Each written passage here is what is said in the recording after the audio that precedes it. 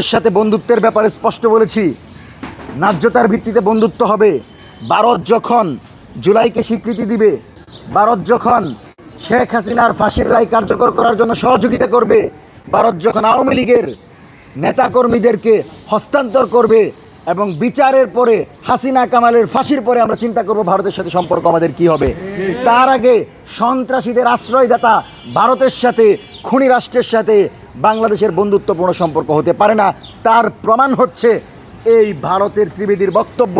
এবং আমি জহির ভাইকে ধন্যবাদ দিতে চাই, তিনি বলেছেন যারা সার্ককে সুসংগঠিত করতে চায় না, যারা সার্কের ঐক্যতে খুশি হইতে পারে না, তাদের সাথে বন্ধুত্বের কোনো সুযোগ নাই। সুতরাং আগে সার্ককে সুসংগঠিত করার ব্যাপারে ঐক্যমত হন। আমরা মনে করি ভারত তখনই বন্ধু হবে যখন সার্ককে সুসংগঠিত করার ব্যাপারে তারা আমাদের সহযোগিতা করবে। তার আগে আপনার জনগোষ্ঠীর সাথে আমার জনগোষ্ঠীর এক হওয়া তো দূরের কথা, বরং আমার আর আপনার ভিতর যে বিচারের বোঝাপড়া, যে গুম খুনের বোঝাপড়া, সেটা আপনাকে সমাপ্ত করতে হবে।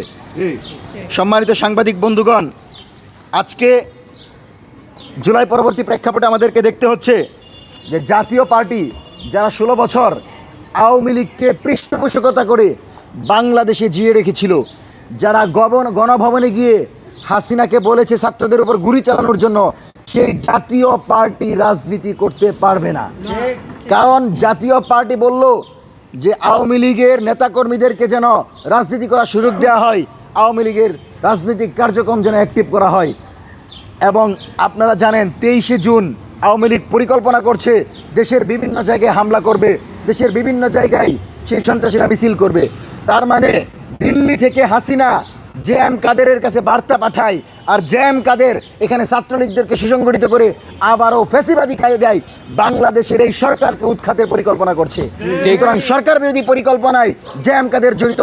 আগামী 48 ঘন্টার ভিতর জে.এম. কাদেরকে গ্রেফতার করতে হবে এবং তাকে জিজ্ঞাসাবাদ করতে হবে সে কিভাবে জানলো যে আওয়ামী লীগ রাজনীতিতে সক্রিয় হতে চায়, সে কীভাবে জানলো যে আওয়ামী লীগের নেতাকর্মীরা রাজনীতি করতে চায় আর এই সরকার তাদের উপর নির্যাতন চালাচ্ছে।